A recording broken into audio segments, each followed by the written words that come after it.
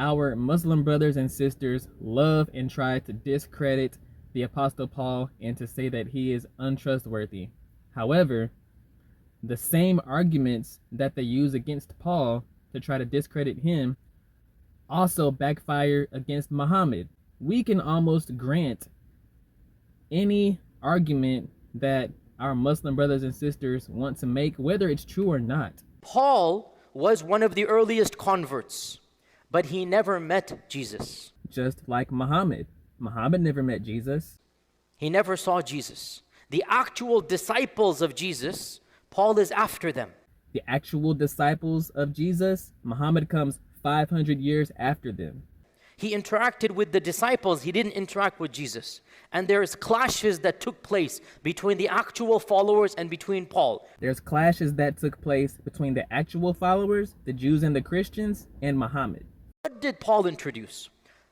So how did Paul become famous? Paul said he saw Jesus in a vision on his way to Jerusalem. He saw him in a vision, like he had a live interaction with him in a vision. Muhammad claimed he was visited by an angel in a cave, and he was frightened, terrored so much that he thought he was being demon oppressed.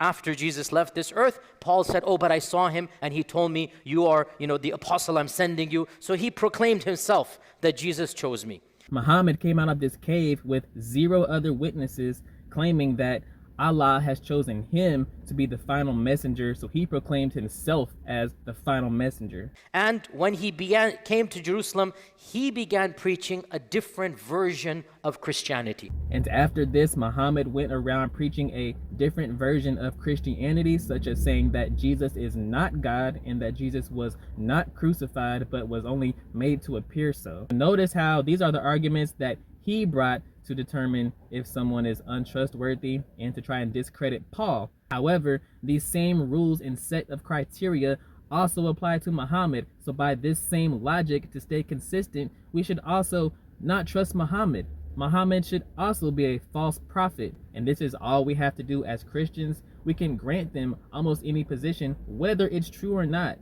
We just have to hold them to the same consistency with their own religion.